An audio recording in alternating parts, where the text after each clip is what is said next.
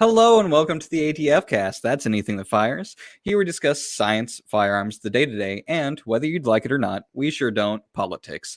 The bounds are unscribed, the beliefs full of dis, and the bifocals are simply unacceptable. We're a pinch of halava and a heaping cup of I don't know what the fuck is going on. So, join us on the journey of nonsense, and, in an attempt to learn more, while we do our best to put on a smiling face, keep our eyes upon the moon, and ride the waves of entropy in this ever-changing world. I'm your host, Evan, and as always, thankfully we are joined by your co-host, my dad, Matt. How you doing today, Pa? I'm doing good, Sonny boy. What's going on? What's up? Relaxing, enjoying the evening off of work here. Been working, 11-hour shifts, hour lunch, so a little tired. Got a blister or two on my feet, but I'm doing well. Well, get some good insoles.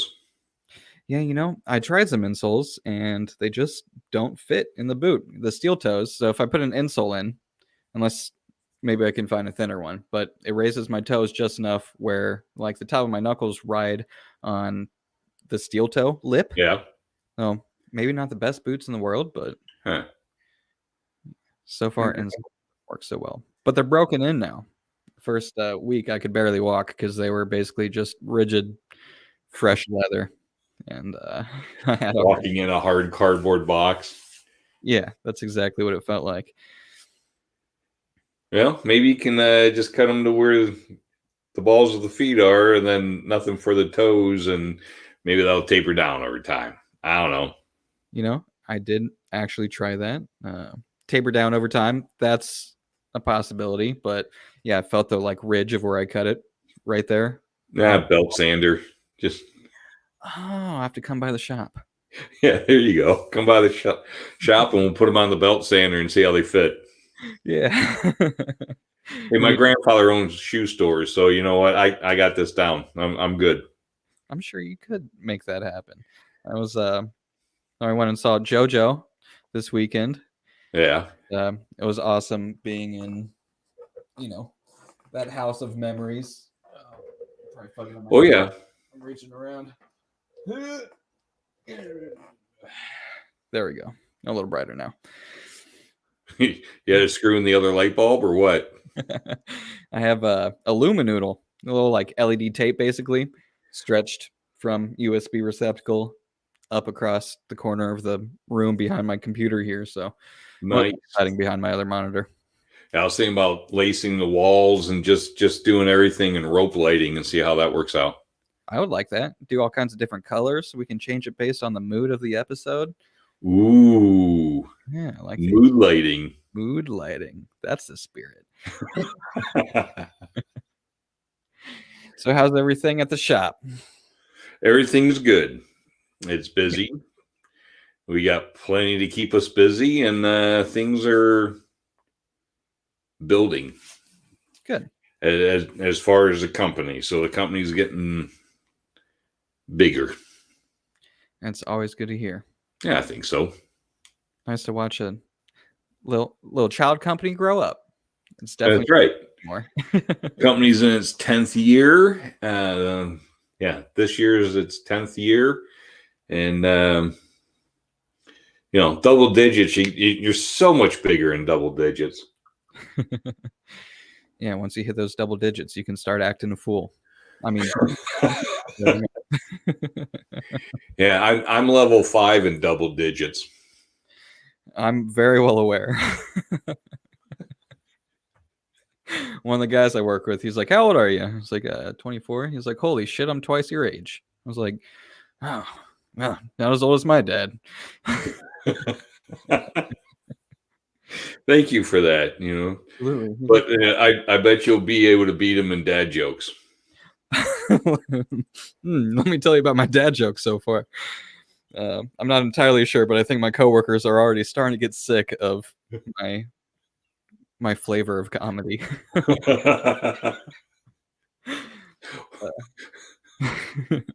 What'd you do? Enjoy puns. Perfect. Yeah, that's what I think. Yeah, well, I think you're punny. Oh, I see what you did there. Oh, you make me laugh. You're so punny. That skill that only comes after 50 years of practice. Well, yeah, I'm still working on it, so. So, As you get older, more sarcasm comes into it, though. So, by the time I'm 80, people are going to think I'm rude, but hysterical at the same time. by the time you're 80, I think, I hate to tell you this, but I I'm may be inappropriate at times, but I have perfect timing at it. I may be inappropriate 24 hours a day, but my timing is impeccable. I don't know how you ever get sleepy and so sarcastic all the time. It tires you out. Okay, I could see that. That must be why I'm so exhausted today. Oh, were you overly punny today? I did a lot of laughing. Poor jokes and a great time telling them. Outstanding. Indeed. So I don't know if you experienced this up there, up north, up in the holler there, but today I saw some snowflakes. I had, yes, I had sunshine, drizzle, whiteout, sunshine. My van was covered in snow at one point when I looked at the security cameras. And then 5 minutes later, I looked and there was just a little bit on the hood and on the roof. The windows were clean again. The sides were fine. It was like, huh. So, yeah, I experienced it quite a bit today. Well, that's a lot more dramatic than what I experienced. It was definitely cold and windy. I walked out this morning barefoot and in just a little hidden hybrid t-shirt.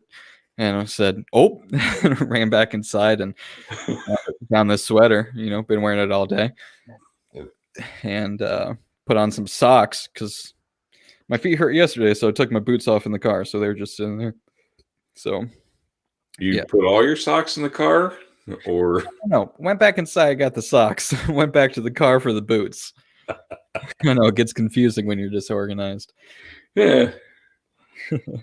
But yeah, I was like, it's just windy and cold and cloudy, no problem. And then 11:30, hopped in the truck, was driving to lunch, and just kind of like a little flurry started. And I was like, what the fuck is happening right now? I mean, yesterday it was sunny and like 65 or something like that. Mm-hmm. And I mean, it is Ohio.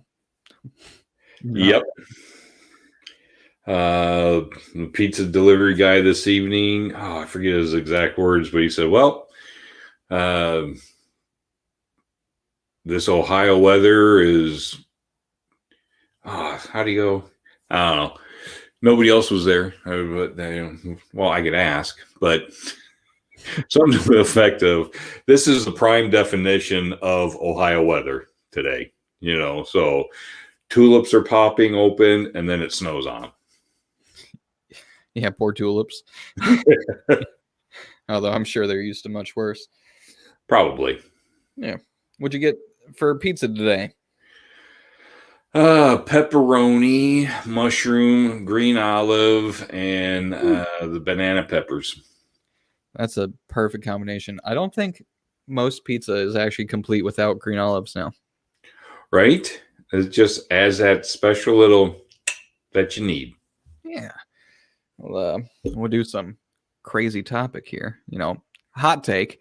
How do you feel about pineapple on pizza? I don't hate it, but it's kind of one of those things where you kind of got to be in the mood for it, right? I don't know. Or you're just hungry and you don't really care, right? But like if pineapple was on exactly what I described, I'd be like, no, knocking those things off of there or whatever. Huh. But on like the Hawaiian pizza or whatever with bacon and ham, yeah, it's all right. Interesting. Now, see, if we put pineapple on the pizza you just described, I would devour it. Sounds great. Well, we do eat anything, and you get that from me. I mean, your mom was never shy on trying foods or whatever, so you guys always got a good taste of whatever it was about. But yeah, sometimes I just don't like that warm sweet while I'm just trying to chill out and relax. I understand that. I used to hate pineapple until I had it grilled for the first time. Ooh, that's good. It is good. And then I realized that warm pineapple beats cold pineapple in rock, paper, scissors any day. So I tried it on pizza and I don't know about the any day thing.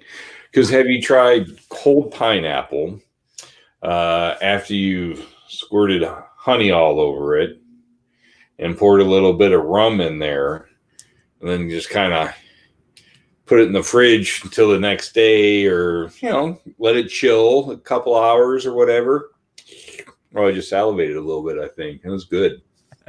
Yeah, I think my previous perspective up until about 10 seconds ago was rum, pineapple, honey. That sounds like medicine. That's how you heal. It is. It keeps you healthy. Absolutely.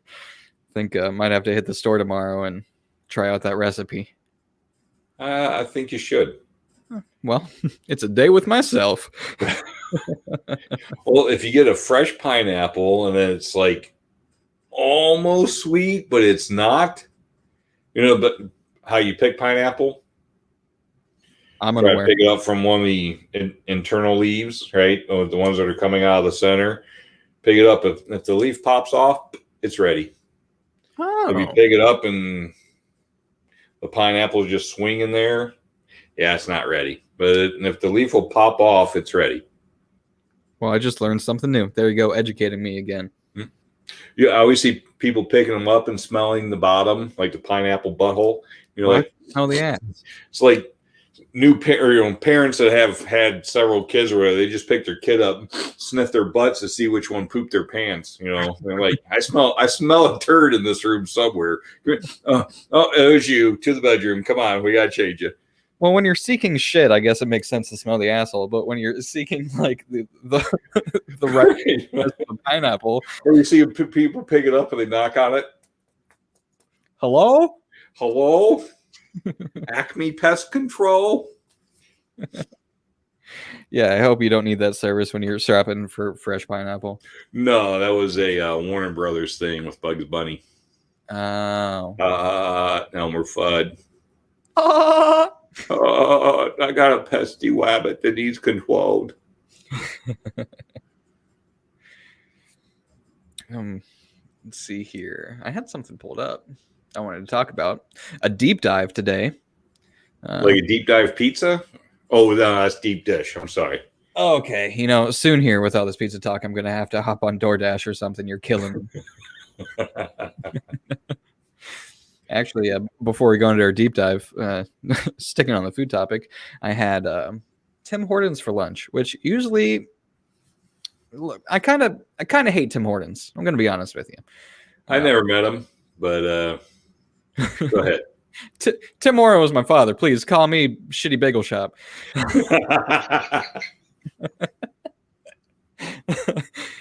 So, it seems like they don't know anything about coffee. I'm not a Canuck, so I guess I can't truly appreciate it. And it's probably better in Canada. But, last time I went through and I asked for an Americano, they're like, Americano. I'm going to have to ask my manager about that. I don't know what that is. I was like, that's black coffee. It's one tastes good. Forms of coffee, espresso and water. Like, doesn't get much simpler than that. Right. And also, I don't know if it's like this everywhere, but you have to specify if you order a bagel. One of my favorite breakfasts is like a bagel with cream cheese and some hot sauce. Yep. Keep some hot sauce in the vehicle, and if I'm running late, having a crazy day, I'll swing through Tim Hortons or something, order a bagel with cream cheese. And it took me a moment to realize that you have to specify that you want it toasted. If you don't say, I would like a toasted bagel, they'll give you a raw-ass bagel with barely any cream cheese, and by the time you're at work. Yeah, so, cold bagel, that's no good. Maybe when you're driving, just tuck it in your arm. Tuck it in the bits. Tuck it in the bits, right? Because you don't want to sit on it and crush the thing, but, drop it down your shirt so it stays nice and cozy. Yeah, toss it on the dash. But still, there's still the problem that it's, primarily soft. I like to have that little bit of a crunch. Yeah. I mean, if I'm in a hurry or I'm just making breakfast and a bagel, I'll put stuff on there, throw it in the microwave, heat it up. It's a little quicker to chow down and go. Okay, well that's fair with a sandwich. But if you're talking basic bagel with just cream cheese, I mean, if you microwaved it before and then put some cream cheese on it, sure. But I don't know, after you get the cream cheese on it on a raw bagel and you try to stick it on the dash with your defrost and try to warm it up or something, I don't know. The equation's flawed. Yeah. At that point, you got to pull over, wrap it in foil, open the hood, lay it in the engine, close the hood, get to where you're going, pop it back open, get your breakfast. Yeah. Yeah, wrap it good, because if you drive a vehicle like mine, it's going to taste a little bit like burnt oil, because nothing's quite sealed up right anymore. Well, yeah. So make sure you seal it well. Indeed. I like all of our and wells, like a lot of disagreement today. Trying to be a father. I was grumpy earlier, so you're getting the backlashings of it. Oh, you said you had a good day, but you're grumpy earlier? It's a real story I made up. I understand. Vivid again. No, I wasn't grumpy. So I've got a little bit of a story. It goes back many years of frustration. Stories. The reason why I was grumpy just a couple days ago. When I was younger, I was up for summer, whatever it was, and I always looked forward to the moment that you got home from work. So one day, I heard you open the door and your heavy-ass boots clunk the tile, and I ran up the stairs excited to see Dad. And I just ran in for a hug. That was a little too short. Nostril was a little too close to your ass for a hug. And you blasted a fart right into my face. You hugged me too hard. Sure. I didn't know you were resting your cheek on my wallet. Well, your hair moved. First case of pink eye.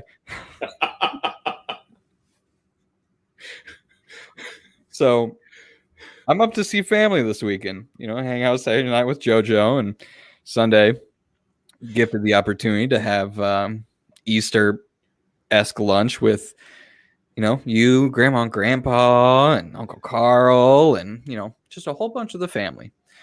And you got to sit around the table, have a couple beers, some good chats, lots of laughs, some solid dad jokes, and, getting closer when I had to drive back. Yeah, I got to pee.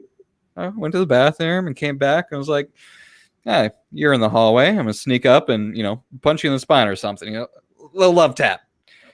Because I know you can still kick my ass. And as I approached, you're welcome for bringing it up in a semi-public atmosphere. So my father has farted directly on me at least twice now. Literally. Yep. Yeah. I mean, I didn't know you're there. I apologize. Okay. I had to take the opportunity. There's people all over, right? It's not like I can just fart next to your aunts or whatever and let it just rip any time. So when the room got really loud, just gonna step back into the hallway real quick and fire one off. I'm gonna hit your belt buckle. Quiet. That's why I made up. Like it wasn't plainly audible. Regardless. Well, I figured everyone else being noisy, they wouldn't hear me. Well, all I'm really appreciative of is that I was raised to believe that farts are funny, and after the initial scarring moment and regret, sorrow. Hey, farts are funny, and a family that farts together stays together. They might not stay in the same room all the time, but they stay together. Yeah. Well, this is all fact. So, with that aside, um, I think now we can get into our deep dive, which does not involve flatulence. Although, I guess Hey, fire it off. the big story this week is about SpaceX. Go figure. I've got a flag of those wonderful people right here. Oh, geez. Pointing his heart in mirror form. So, don't look at the camera when you do it. Just kind of point to which one you want. Right? I want that one. yeah, it's still difficult. Oh, I'm getting better at it. Boom, boom, boom. SpaceX news. So, this current week, here a couple days ago, a moment I've been waiting for. I like to say we all have, but some of us aren't nerds out there. We're waiting on the SpaceX Starship test, serial number 11, which was to be another high altitude flight test, about 10 kilometers, 30,000 feet or so. Basically the same test form that we've seen previously. Starship upper stage launches, shuts off engines as it ascends, gets to its apogee or its max altitude, and kind of hovers on one engine before it shuts off, flips over, belly flops, and then attempts engine relight with a flip maneuver back to vertical and lands on the pad. So we're all happy for it. And I think it was first Friday was a scrub. I think Thursday was a scrub too last week. Yep. So Monday comes around and they're ready early, road shut down, areas clear, flight termination system is armed. Boca Chica Mary gets notice to evacuate the village, and we're all waiting, edge of our seats, and it comes out that the FAA inspector that SpaceX made a deal with the government, FAA inspector will be on site to make sure everything's all right before launch, and he couldn't make it in time, so it was again a scrub. Yep, because he wasn't driving a Tesla. Bastard. So come Tuesday morning, I wake up, I've been starting work at 6 a.m., so I'm up 4:35, somewhere in that area, and hop on Twitter, start looking at my phone, see what's going on. Basically only follow Texas Boca Chica news, SpaceX shit. And SpaceX or Elon ends up tweeting out that they're going for an 8 a.m. launch local, which would be 9 a.m. for us. Now, I was kind of sad about it, No phones on the floor of the, manufacturing Production, right? Started working at. So, it's like, okay, if it actually happens directly at 9 a.m., that's my 10-minute break. So it's going to be perfect. Didn't even have time to text, you or Riley, like, hey, 9 a.m., they're launching. It was just, oh, shit, that might happen. Oh, time to go to work. So 9 a.m. break bell rings, which is weird, having a bell for your break. So, the guy with a bullhorn and a little bell, like ding, ding, ding, ding, so everybody hears it. That would be awesome. I'm going to That would be awesome. Management. Who needs an automated bell system? Oh, that's cool. Technology. Technology, robots and stuff. Gross. 9 o'clock break bell goes off. Pull out my phone. I've got a notification from YouTube. SpaceX is live with their SN11 flight test. So pull it open. T-minus 6 seconds. So I just am walking, staring at my phone. Everyone's like, oh, what's that nerd doing? It's pretty apparent that I'm a nerd so far. So cool. Just in there, T-minus 6, 5, 4. And actually, I'm just going to pull up the video here, and we're going to watch that together. Ooh. So make sure you holler at me that you can see this. And can you hear this? Oh, there we go.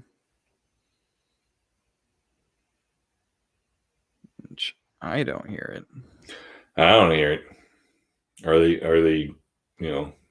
okay, that's turned up. Audio? That's a good question. I think we'll be all right. I think we're just waiting here.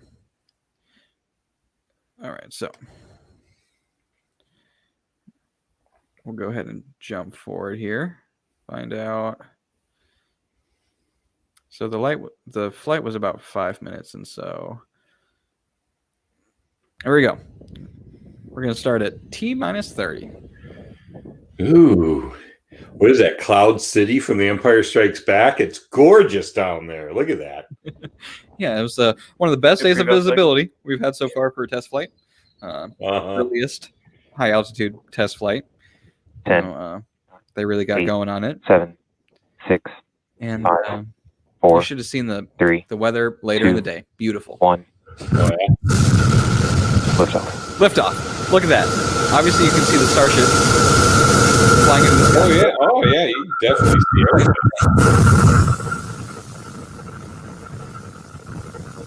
I think we'll just about go through this whole video here. So, inside the skirt, video of the 3 Raptor engines, and you can probably notice, even if you're not science inclined or nerding out, we got a little bit of an issue here. A little bit of a flame higher than it should be. Yeah, that is the spot where fire does not belong on the Raptor engine. Now, these 3 engines are T plus 33 seconds. Class of engine. The Starship Raptor test engine vehicle is number the most 11 complex ascending over rocket Starbase engine in ever South be Texas. used on a flight vehicle. 1 kilometer altitude. Okay.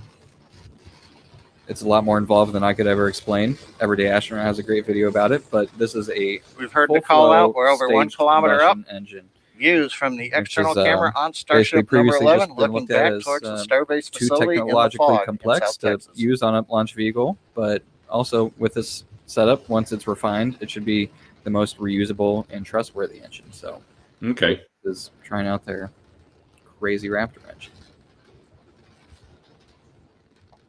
Like I said, deep dive here. So we get some fun views of the ascent, and you can see it's kind of above the fog there. Of course, this island is directly on the border.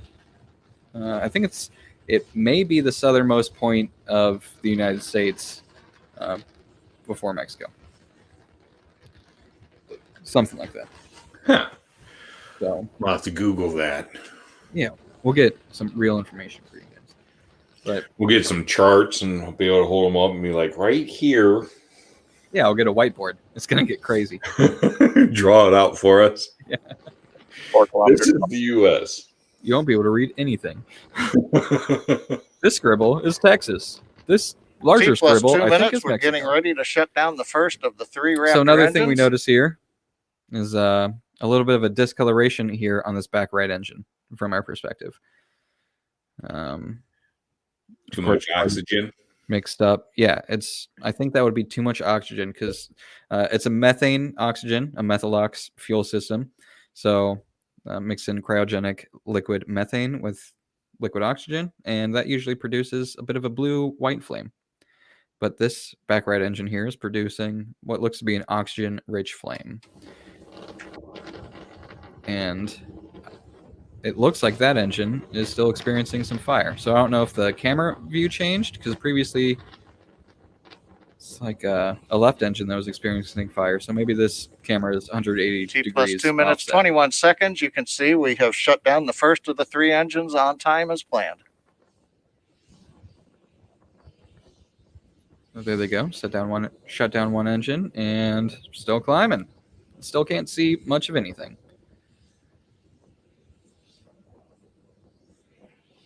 Just silence and fire.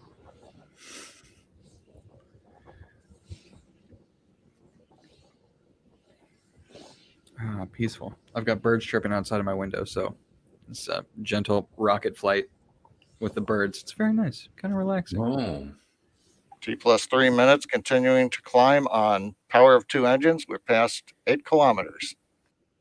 So, everything's still looking pretty good, aside from that weird fire on the engine and potentially an oxygen-rich flame, which isn't always an issue with these engines. Now, you see there, the video started to cut out and do some weird stuff, but we got a view back inside of the engine skirt here.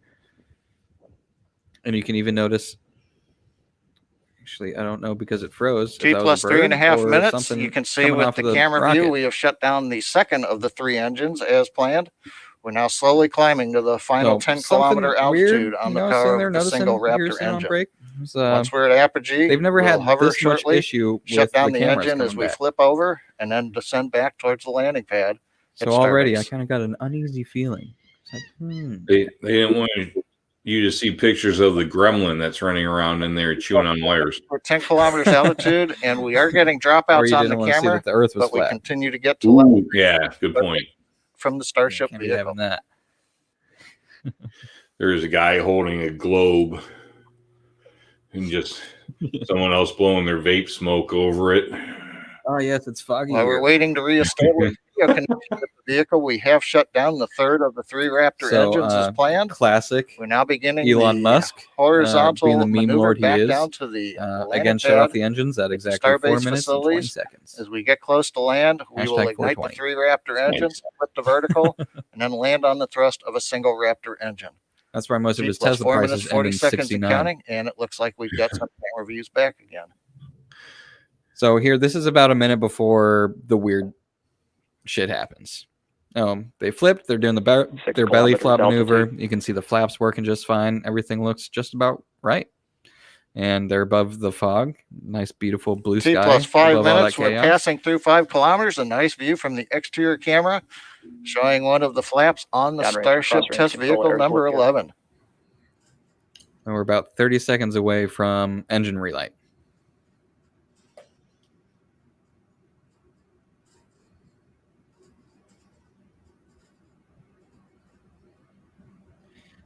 Coming back into the fog. This is where things get exciting. Foggy. Always get exciting and foggy. Right about here, we'll see engine relight. 1 kilometer altitude. Right now. T plus 545. So we've just passed through 1 kilometer altitude, relight, getting ready for the relight. And then nothing. Nothing at all. So usually when you completely lose your timestamp and your images, something bad happened. Because that T plus time comes directly from that rocket. So okay, it lights its engines, it's keeping track of its own time. So when the time just pauses, yeah. So videos. Correct. So courtesy to NASA spaceflight, this is what it looked like near the landing pad. This is one of the robot cams. Nice. So actually, let me go back just a little bit. Prepares for landing. Still got some weird brightness. All right, so final stage of the belly flap maneuver. And it being so foggy and, condensation clouds from the fuel farm, most information we have is an orange flash that you'll see coming up.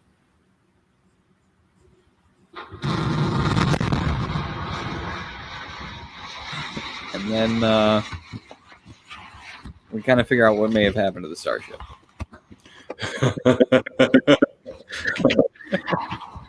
Yeah, I love that. It is basically a war zone. Just giant pieces of stainless shrapnel falling from everywhere. There's just stuff coming in from other directions and stuff too. It's like a 1940s horror film or something. And things are blowing up. Yeah, so soon after Elon tweeted, looks like engine 2 had issues on ascent and didn't reach operating chamber pressure during landing burn, but in theory it wasn't needed. They've decided now to light 3 engines for the flip and then cut off the 2 that aren't performing as well and land with 1 engine. So that's why, light all 3 staggered. If engine 2 is kind of being an asshole, they can turn that one off and one of the other engines and use the good one. There you go. It makes sense. Something significant happened shortly after landing burn start. Should know what it was once we examine the bits later today. That was his information there. And the debris is everywhere.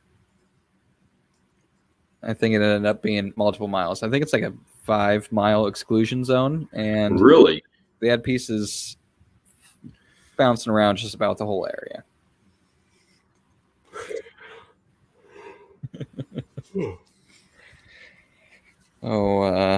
Yeah.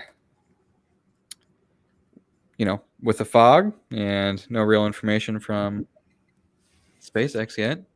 Who knows what happened? Could have been aliens.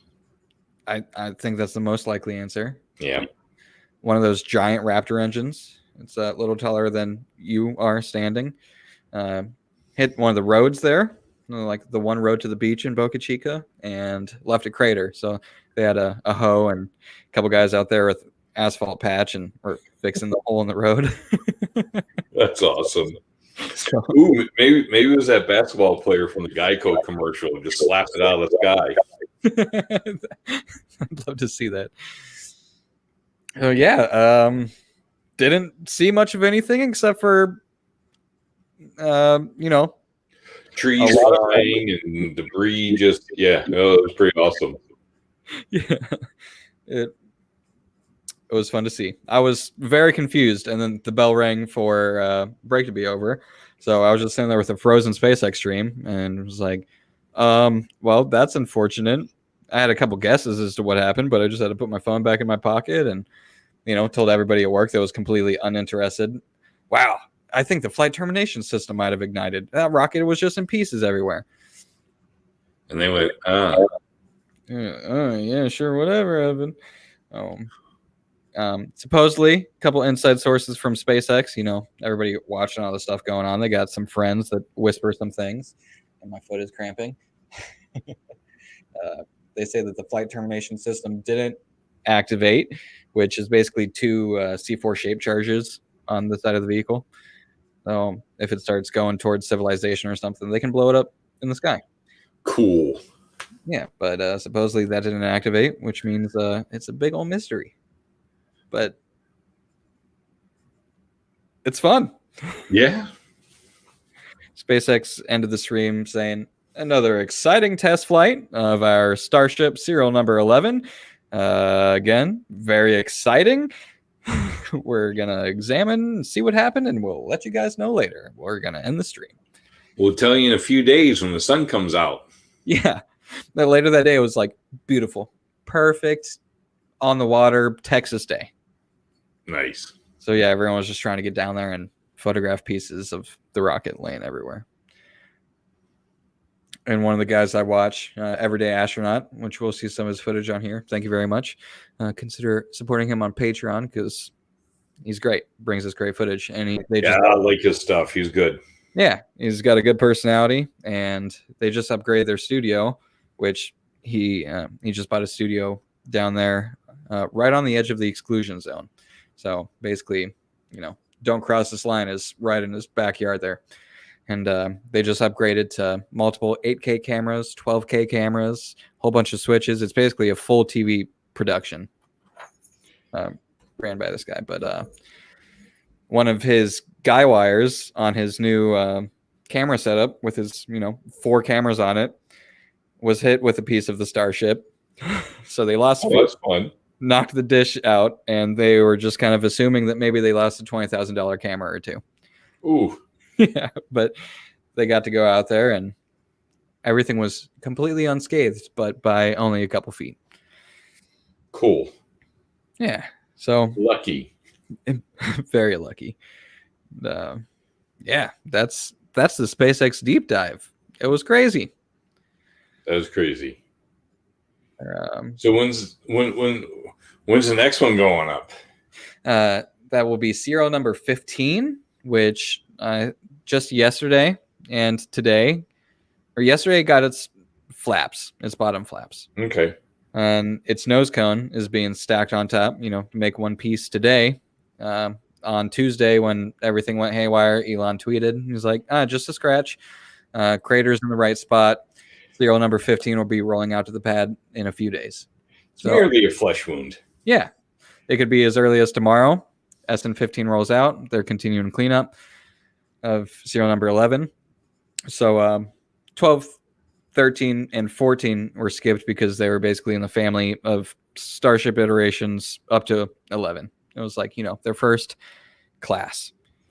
Right. So now serial number 15 has thousands, if tens of thousands of design changes, whether it be hardware or software, welding methods, stainless steel thickness, all kinds of things. And that's going to roll out as soon as tomorrow, go through some cryogenic testing. Also, they're going to feature a new generation of the Raptor engine, so maybe we won't see as many issues. And it is completely possible that this will be the first one that goes up and comes back down and lands perfectly. Oh, it'd be fun to see. I mean, if it's not foggy, that'd be great. That'd be great. Yeah. A lot of sad onlookers about the fog, but I mean, credit to SpaceX. They share a lot more information than, even what you might expect a private space company to share or be willing to. Right. They live stream these tests. They let all kinds of people come down and sit right on the other side of their fence and take pictures and try to do math and figure out things on their own. And so many thanks to them for being so transparent with their crazy endeavors down there. We get to see big explosions. I mean, here at Anything That Fires, we like guns. We like big explosions. How can you go wrong with a giant rocket falling from the sky? Right. We like barbecues. We like things exploding. We like walking through gun ranges with a brat in each hand. One of my favorite pastimes. Top 5 on hobbies. You gotta love it. Absolutely. So, yeah, it's exciting to see what happens going forward here. And we're going to keep talking about it. Because at some point they're going to stop exploding, which will be sad in some ways and very exciting in other ways. True. Yeah. How do you feel about the potential of this vehicle taking humans to Mars and the moon and who the hell knows where else? I got a list of names I'd like to see to go now, so I think the potential of them transporting, I think that's pretty awesome. So that whole list, that was a joke. You don't have a list? That's good. Maybe the ATF come knocking on our door. Yeah. Put the lipstick on and then scratch names off as they fly out. Maybe Which movie was that? Colin. What? Those names will give you a call and apologize for some wrongdoing in the past.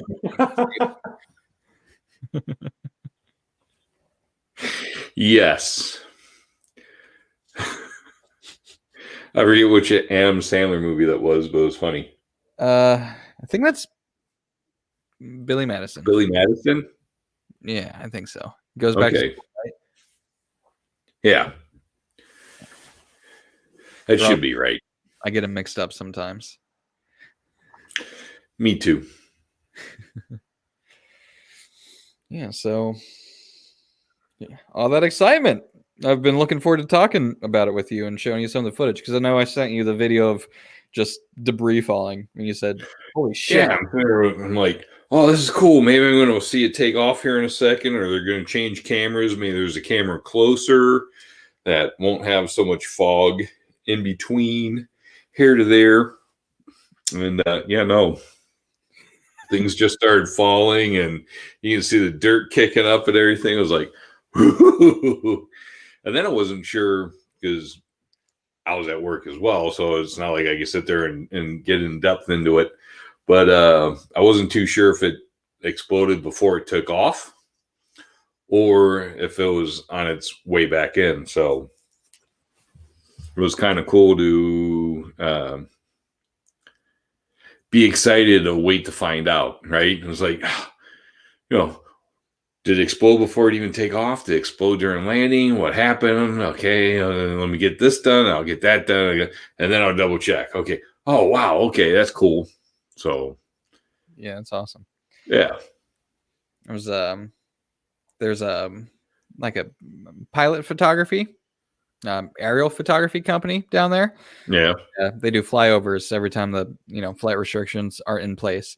So we got some footage of them flying over the debris field, which is ridiculously vast, and zooming in on something like construction equipment they have around there because they're building this giant launch facility for the orbital booster and everything. There's like like a John Deere UTV car. Yeah. And one of the landing legs fell right through it, so the roof's gone. Landing leg sitting next to it. A couple of the like sky cranes and shit got smacked with pieces of stainless.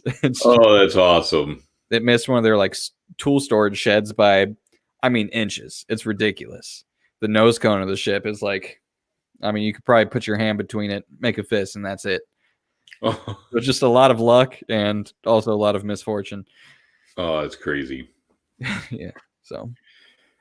Lots Yeah, but as far as them getting it to the point where they can send people to the moon and then send people to Mars and back and forth and everything, hey, I think that's pretty cool.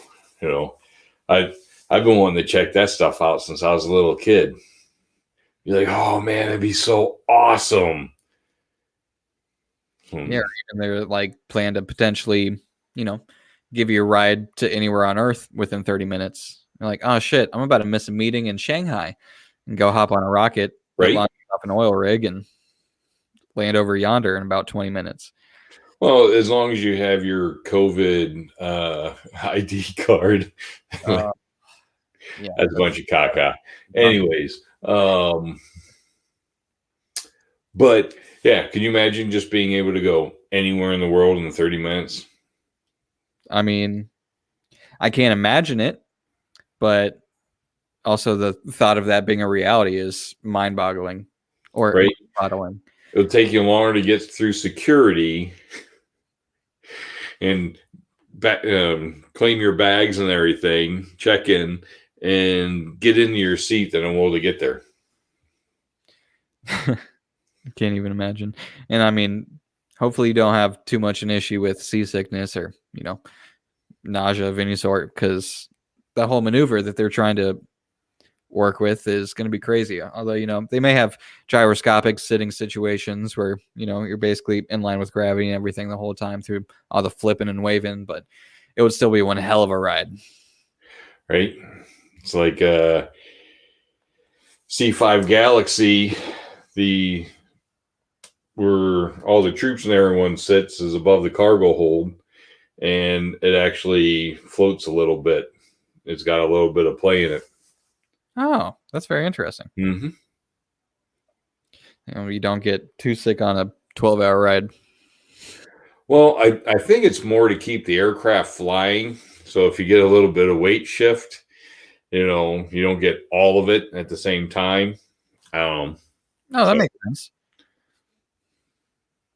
You don't have too aggressive of forces working against the aerodynamics of the aircraft. Right. Because when I went to Loadmaster school, that's taught by the Air Force, and that's a lot of math, right? They're like, here's your aircraft. This is what it weighs. This is what fuel weighs. This is where it's at. This is how it gets distributed. They explain that stuff to you. Now you get to figure out how to put the 2 tanks, the 3 Humvees, the ammo, the food, all that stuff. So you get everything weighed and figured out. So you got to do the math. So when the aircraft takes off, it's not heavy on one side. The pilot's flying, trying to keep it straight, right? Or it just nosedives, or the tail never comes up. It just scrapes and explodes on the ground or whatever. So there's a lot of math, a lot of cool stuff. Yeah, I feel like that'd be something super interesting to learn. It was pretty cool.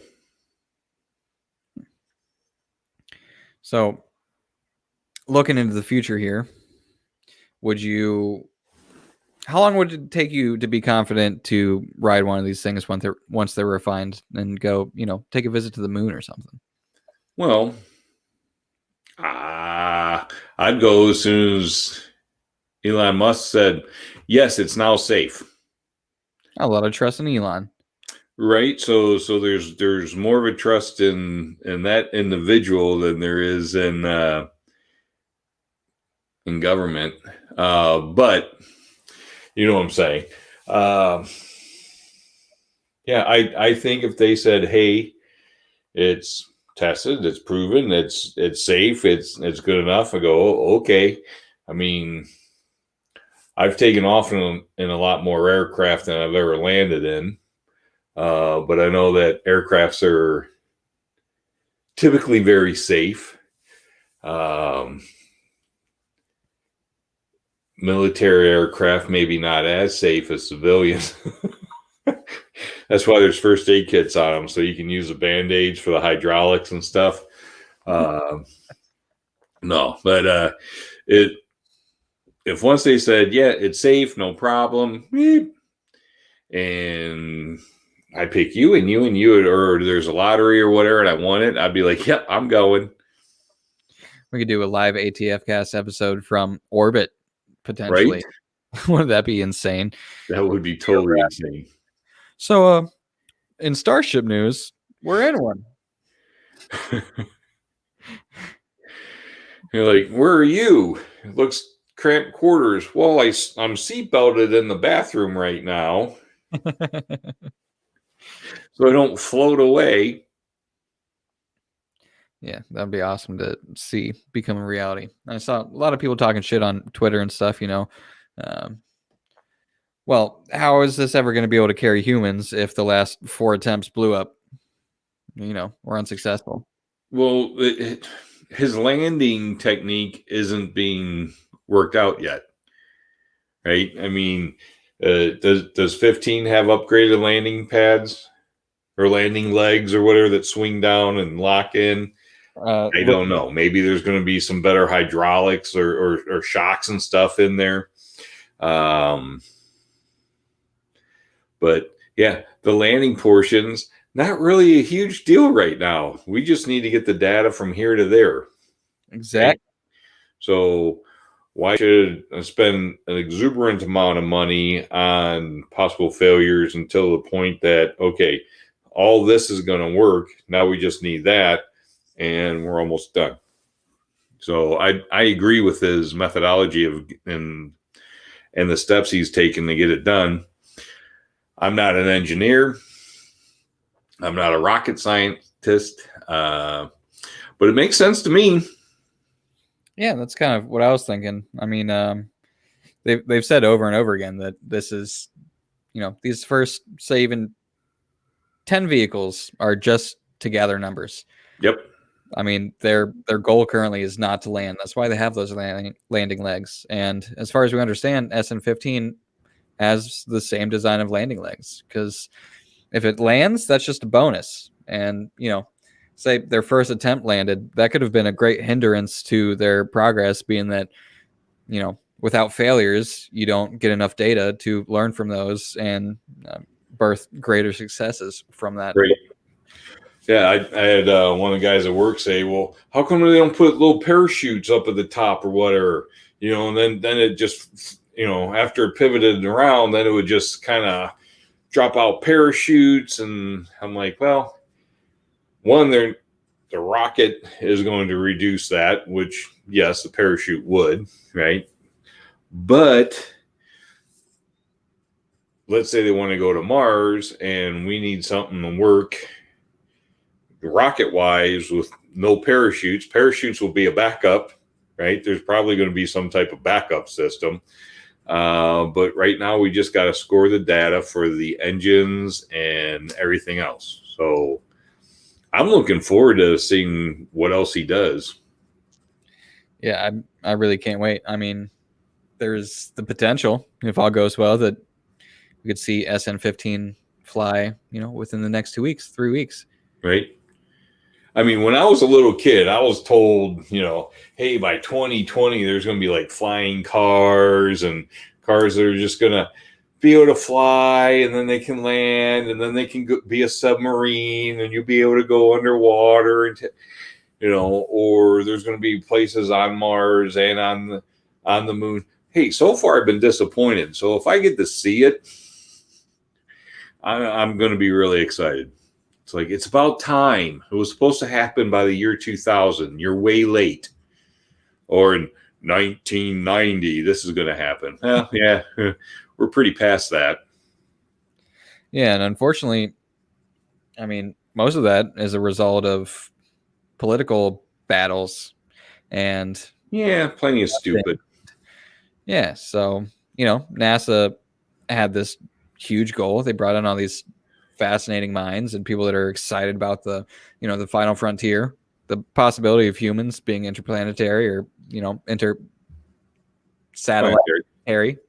yeah, living on the moon and shit. And then the government said, "Oh well, we beat the Russians to the moon, so you guys don't need so much money, and don't worry about that. Let's just send some cameras out there." And well, that's because the aliens told us not to come back.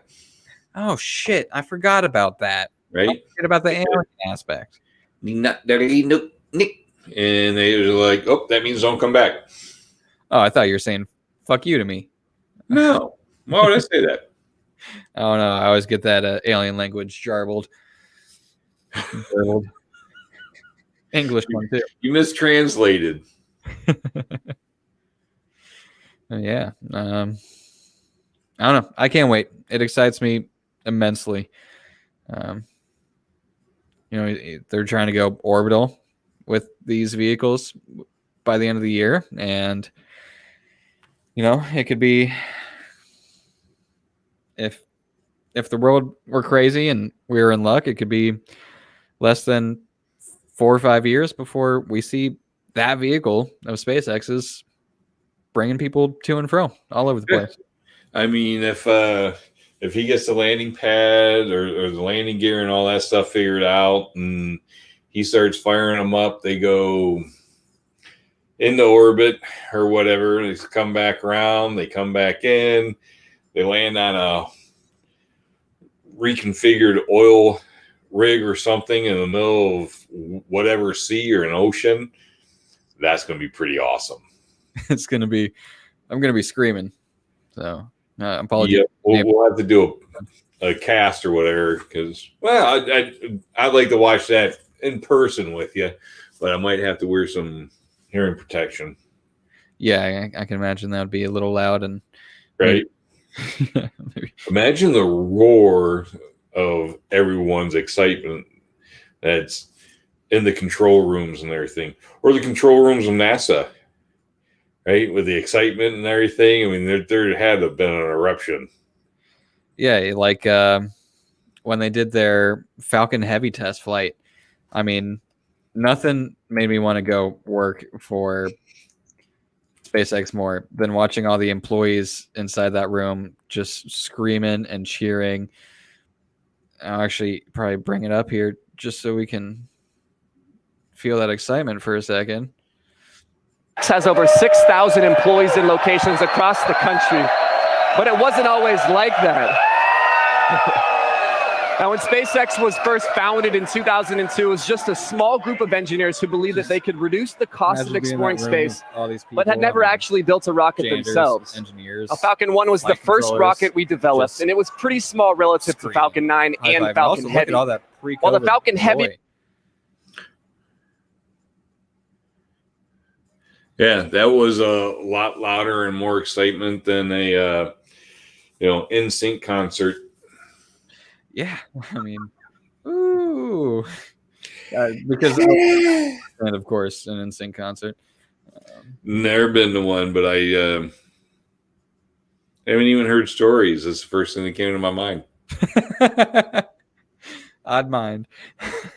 I mean, and Steph, she'd be all over the NSYNC. So yeah. Yeah, was that JT's group, or is that? I don't know. I have no idea. Boy band knowledge is not I think it was a blonde, a Greek kid. I don't know. Don't come to us, anybody, for boy band knowledge. Call Aunt Steph.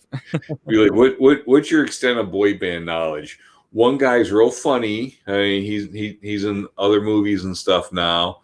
One guy was in My Big Fat Greek Wedding. Yep, that's about it. I'm sorry to say, but that's pretty extensive knowledge. Right? Embarrassed for you. I couldn't tell you which one was Joey. Right? Line him up. Who's Joey? I don't know. This one. No, that's Chance, you asshole. I don't imagine a man in a boy band or a fella in a boy band would be named Chance. Doesn't seem real stage worthy. Especially with the last name Ye Asshole.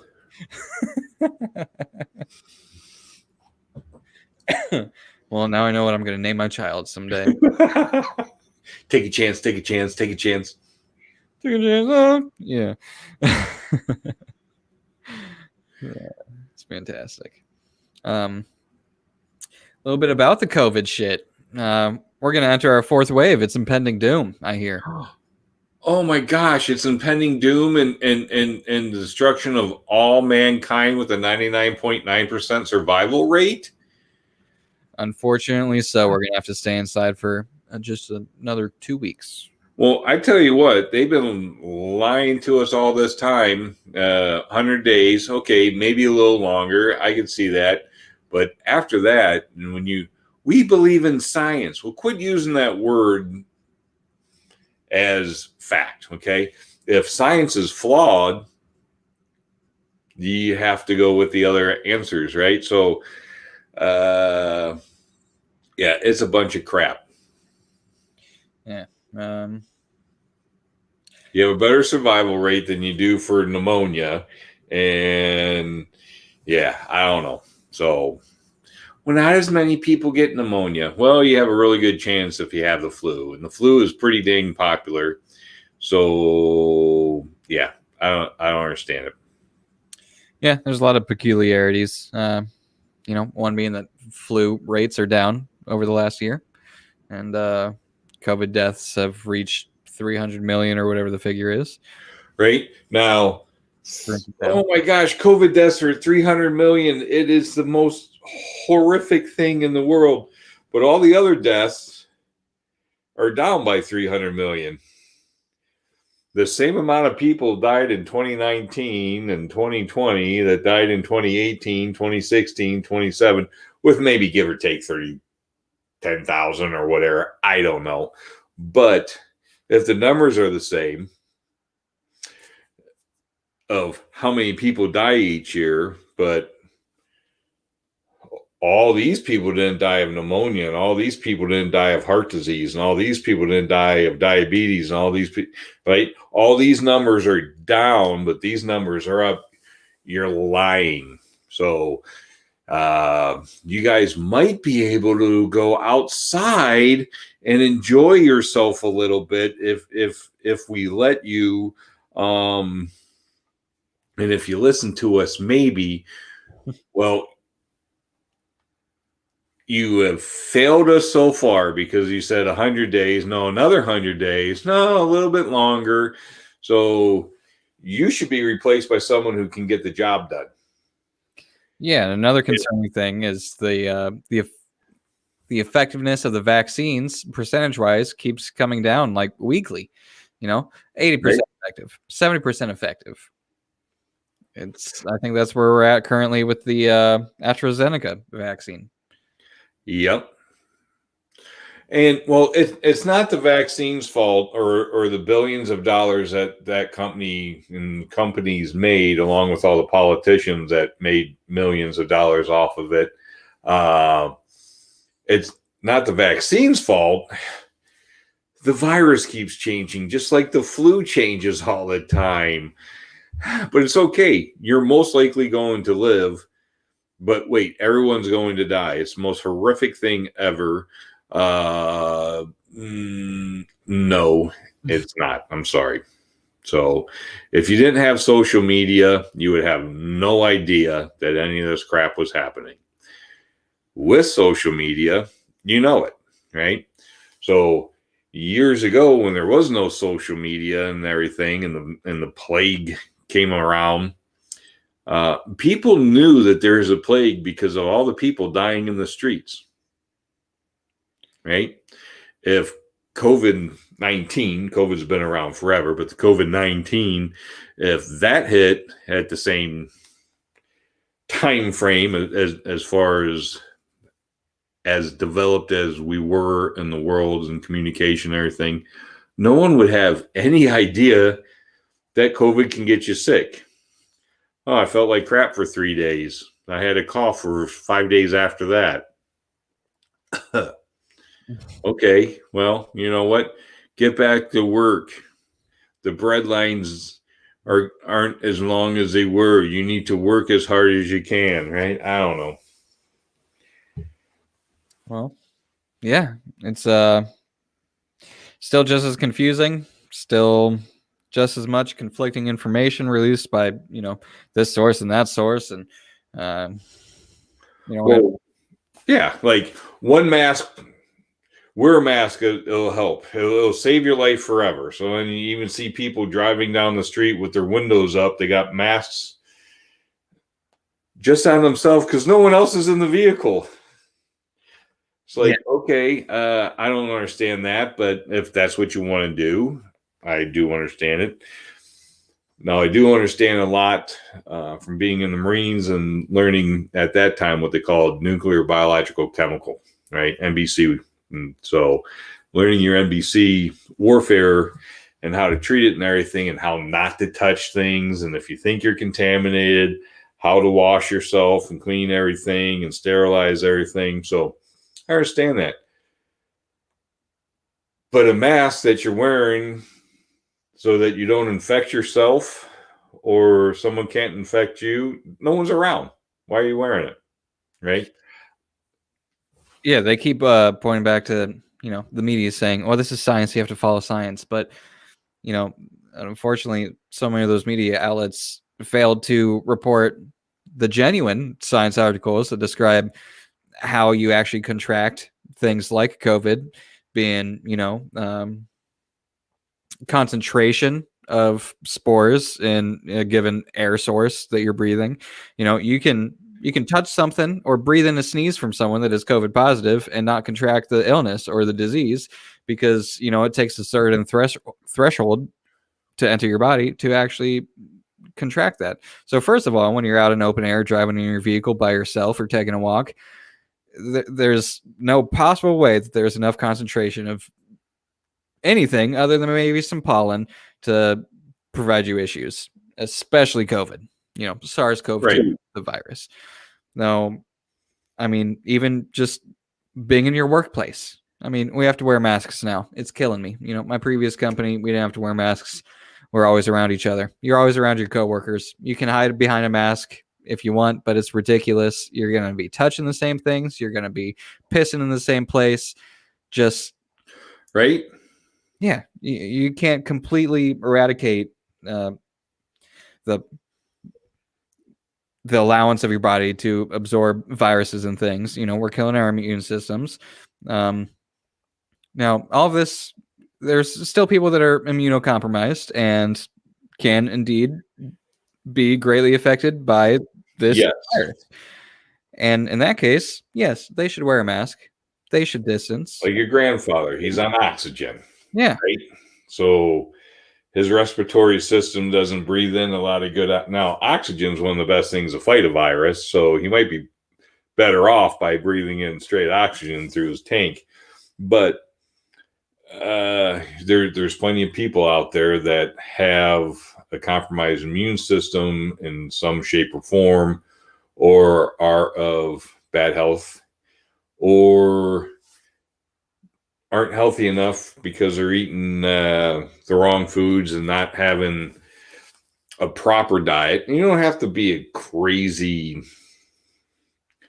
individual in one way or the other on the diet. Just make sure you have a well-rounded diet, right? You want some Twinkies, go have a Twinkie. But, eat something else as well. Drink a glass of orange juice. See how it makes you feel. It might make you feel good, right? So you need some vitamin C, you need some vitamin D, you need oxygen.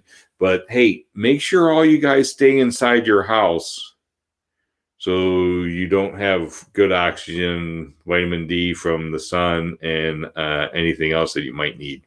So it's science. You have to follow the science. Well, quit leading us down your science and show the true science. Yeah, the actual peer-reviewed articles regarding infectious diseases, the actual,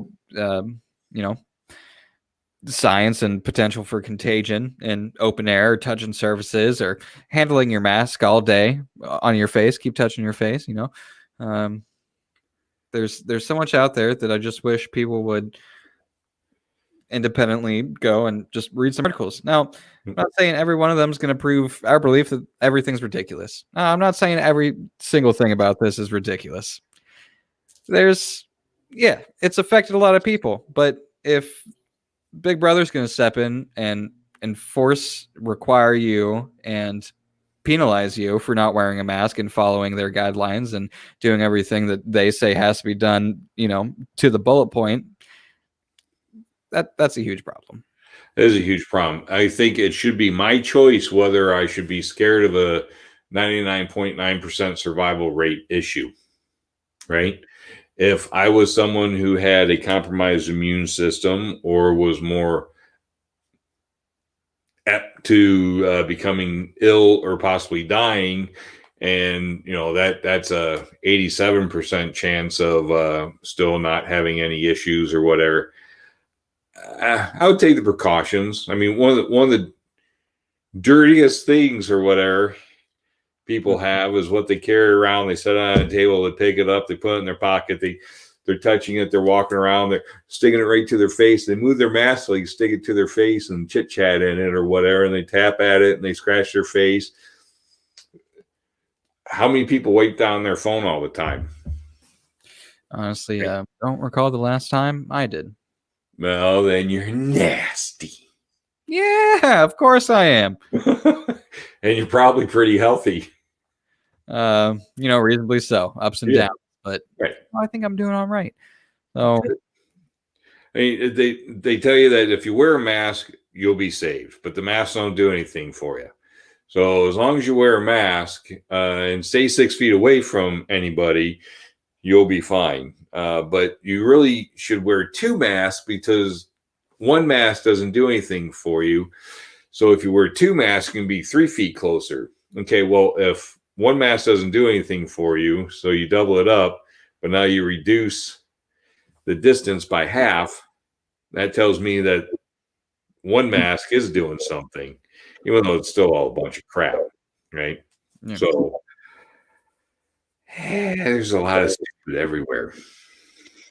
I think overall, this whole experience for a lot of people, not just in America, but around the world, this has really just planted a lot of seeds of distrust in a lot of aspects of the world, a lot of organizations, institutions, governments, and everything in between. And I think we're just moving further down the road of distrust as a people. Distrust and stupidity, and then people go, I don't know what to do about it. Next time there's a vote for somebody better. What a perfect segue. One of the most important things you can do in the political environment, regardless of where you are in the world, either get the fuck out of there because you can't vote and they'll probably cut your head off, or get out to the polls and exercise your right if you are so blessed to be not granted it, but not shot about it. We do happen to live in a great country that supports individual rights, at least from a foundation standpoint. Whether those are being threatened every day, that's a whole different subject. They are, unfortunately. Yep, absolutely are. But what else are we to do but make our voices heard? If you're sitting around just bitching about it and not at least making an effort at the polls, then there's not enough bitching to do. You don't really. If you just want to sit there, lay around, and be fed a whole bunch of whatever, don't complain about laying around being fat. You're the one that laid around just taking whatever you want. At some point, get up and do something for yourself. And for others around you. I mean, people that have young children, man, scary time, right? New York and other places, they want you to have an ID card that you can travel. You won't be allowed in certain businesses if you don't have a COVID ID card. Oh, but you're an illegal immigrant. Come on, man. Over here, we have school. Our schools are shut down. You can your child goes to here, and they don't do a COVID test, and we'll give them lunch. Right? It's a whole bunch of crap. Yeah, a lot of crazy things going on in the world today, and just getting crazier, so it seems. So, of course, here at Anything That Fires, we always will voice our opinion that you should, tighten up your bootstraps and do everything you can to make your situation better and situations of those around you better, whether it be from a standpoint of freedom or spirituality or the following of a religion. Do unto others as you would prefer to be done unto yourself, and let's just try to make the world a better place, because everything is chaos right now. Yeah, and a lot of it is chaos because we're told it's chaos, right? Or we see it as chaos because someone else around you. A lot of people don't go find out the truth. They just go, okay, is that what happened? Oh, yeah, okay. And they don't understand. So if I was wearing really dark sunglasses right now, my world would be kind of dark, right? Absolutely. If I was wearing rose-colored glasses, my world would be a little rosy, right? So it's hard to get rid of all the tint, right? Because there's things coming in all the time. But if you unplug from social media and all that crap for a while, you'll probably feel better about yourself and your family. If you just hang out, just be yourselves, find out who you are. As far as chit-chatting with each other, seeing how the day is, instead of scrolling through there going, oh my gosh, white privilege is killing America. Okay, well, you were told that. So now you're looking through the glasses that you just put on. And if you believe that, that's going to be your visual plane for a while until such time you go, oh, wait, huh? That's not really what's happening here. So believe none of what you hear and only half of what you see, and things will be a little better. It's all about perspective. It is about perspective. That's why we try our best here to put on a smiling face, look up to the moon and keep our eyes upon it, tell it our dreams and desires, and imagine a world amongst it. And we're just riding the waves of entropy in this ever-changing world. Ain't that right? Yes, absolutely. Get into about an hour and 20 minutes here, late on is it Wednesday? Thursday evening. We're going to bring this cast to a close. We thank you very much for joining us. Thank you for hanging out with us as we do our rants and talk about space and the chaos that is COVID, SARS-CoV-2. Remember to put on those rosy glasses and do your best to keep on that smiling face. Yeah, and don't forget to pass along your smile. And for God's sake, give somebody a hug. Give somebody a hug. That's our advice from you. Thanks for tuning in, everybody. We'll catch you Sunday at 4 p.m. Eastern here on YouTube and Twitch, casting live. It's the Anything That Fires podcast. And this Sunday, joining us is the Shooting Gallery New England. Nice, fun figure that you can find on Instagram and YouTube. So make sure you come in and join us for a little chat. Outstanding. We'll see you, everybody. Bye. And take care.